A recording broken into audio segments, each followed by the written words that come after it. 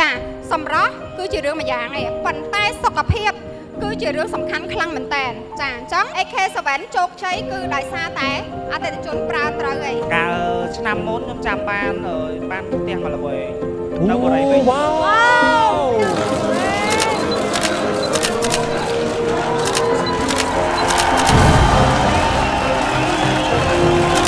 គុំស្វាគមន៍មកកាន់កម្មវិធី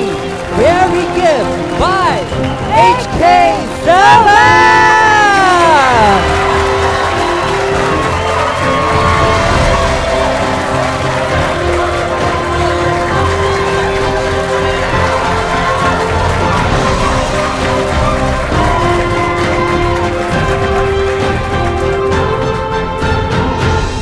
មានកិត្តិយសសូមក្រុមអញ្ជើញវត្តមានរបស់លោកស្រីអឹមសុគន្ធា CEO of HK7 ឡើងមកលើវេទិកា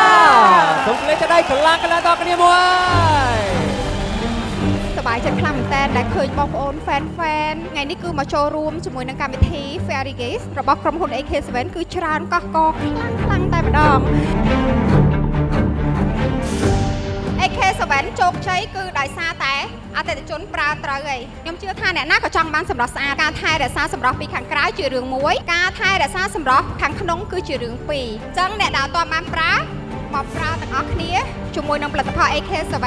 ដែលជាផលិតផលមានស្តង់ដារប្រើទៅអត់ប៉ះពាល់ដល់សុខភាពបងប្អូនទាំងអស់គ្នាប្រើទាំងទំនុកចិត្តមិនត្រឹមតែប៉ុណ្្នឹងទេទទួលបានជាមួយនឹងប្រសិទ្ធភាពសុវត្ថិភាពដល់សុខភាពយើងទាំងអស់គ្នាថ្ងៃនេះក៏ជាថ្ងៃពិសេស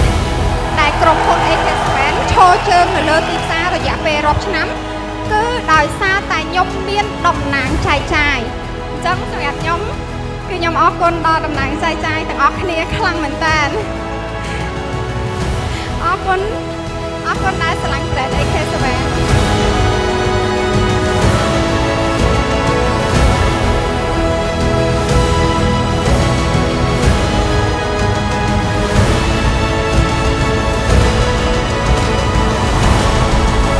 សូមស្វាគមន៍ BA ទាំង7មកកាន់គ្រួសារ